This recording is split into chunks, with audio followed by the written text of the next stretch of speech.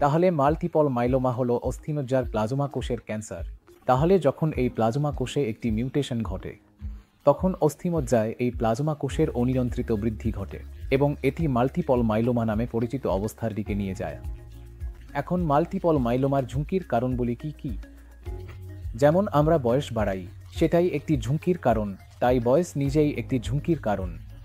এবং বিভিন্ন গবেষণায় দেখা গেছে যে এটি পুরুষদের মধ্যে মহিলাদের তুলনায় বেশি সাধারণ।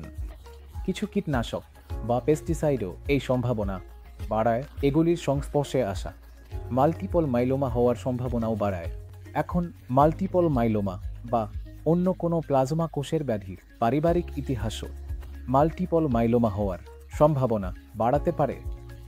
মাল্টিপল মাইলোমা নির্ণয় করতে আমরা কিছু মৌলিক পরীক্ষা করি, যেমন সম্পূর্ণ রক্ত গণনা যা অ্যানিমিয়া দেখাতে পারে, এবং আমরা একটি কিডনি ফাংশন পরীক্ষা করতে হয় যা ক্রিয়েটিনিনের মাত্রা বাড়ার ইঙ্গিত দিতে পারে, যা কিডনি ব্যর্থতার নির্দেশ করে, এবং আমরা একটি সিরাম ক্যালসিয়াম পরীক্ষা করি যা বাড়তে পারে এবং এটিকে হাইপার ক্যালসেমিয়া বলা হয়, এবং আমরা একটি পুরো শরীরের পিটিসিটি বা এমআরআই করি যা হাড়ের লাইটিক ক্ষত বা ফ্র্যাকচার দেখাতে পারে।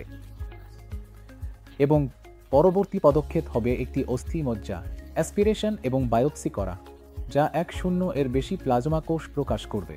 এখন আমরা কিভাবে এই মাল্টিপল মাইলোমা নামক অবস্থার চিকিৎসা করব? তাহলে এটি সম্পূর্ণরূপে রোগীর বয়স এবং রোগী কতটা সুস্থ তার উপর নির্ভর করে।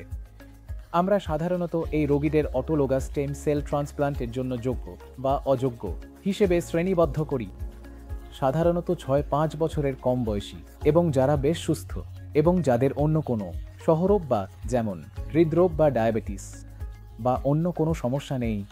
আমরা যা করি তা হলো আমরা 4টি চক্র বা 4 মাসের জন্য কেমোথেরাপি এবং কিছু লক্ষ্যভিত্তিক থেরাপি দিয়ে এড়িয়ে যাই, এবং তারপর আমরা এটি উচ্চ ডোজ কেমোথেরাপি এবং অটোলোগাস স্টেম সেল ট্রান্সপ্লান্ট নামে একটি প্রক্রিয়ার সাথে অনুসরণ করি, এবং তারপর আমরা কিছু রক্ষণাবেক্ষণমূলক মৌখিক ওষুধ বা ইনজেক্টেবল ওষুধ দিয়ে এটি অনুসরণ করি। একসময় 1990 এর দশকে খুব খারাপ রোগ হিসেবে বিবেচিত হতো এবং যার পূর্বাভাস খুবই হতাশাজনক ছিল।